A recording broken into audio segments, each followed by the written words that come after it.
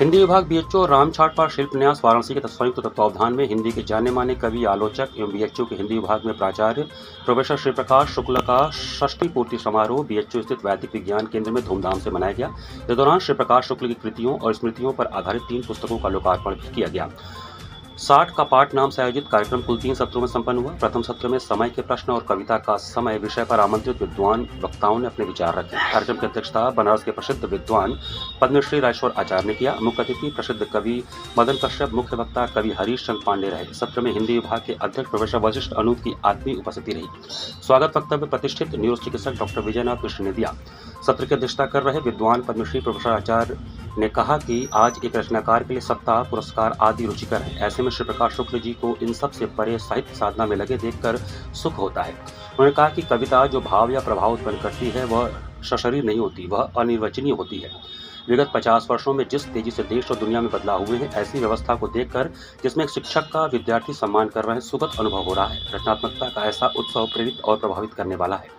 इस अवसर पर बोलते हुए मुख्य अतिथि और हिंदी के प्रतिष्ठित कवि मदन कश्यप ने कहा कि श्री प्रकाश जी को मैं अपने सुख दुख के साथी के रूप में देखता हूँ। एक अच्छा कवि वही हो सकता है जो मनुष्य के रूप में भी अच्छा हो। यह बात शुक्ल जी में दिखाई देती है।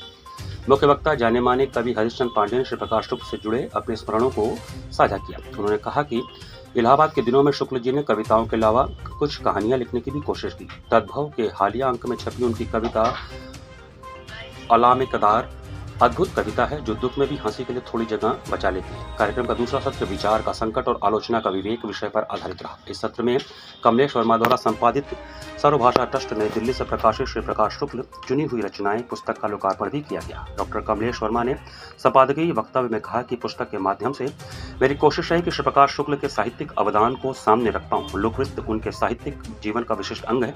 वे केवल सिद्धांत के आधार पर नहीं बल्कि अनुभव के आधार पर लिखते हैं। संचालक डॉक्टर महेंद्र प्रसाद कुशवाहा और धन्यवाद ज्ञापन डॉक्टर वंशीधर उपाध्याय रहे। कार्यक्रम का तीसरा सत्र श्री प्रकाश शुक्ल के संस्मरणों पर केंद्रित रहा।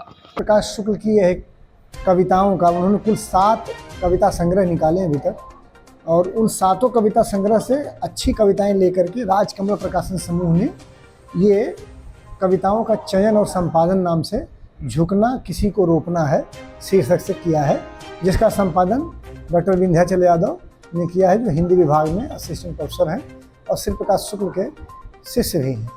और दूसरी किताब ये श्री प्रकाश शुक्ल की चुनी हुई रचनाएं, जो श्री प्रकाश शुक्ल ने गद्य और कविता में काम किया है, संस्मरणों में काम किया है, यात्रा वृत्तांत में काम किया है, उन सारी रचनाओं का एक जगह पर जो उसमें महत्वपूर्ण है, हिंदी के महत्वपूर्ण आलोचक कमलेश वर्मा ने संचयन किया है, जिसे सर्वभाषा ट्रस्ट दिल्ली ने छापा है।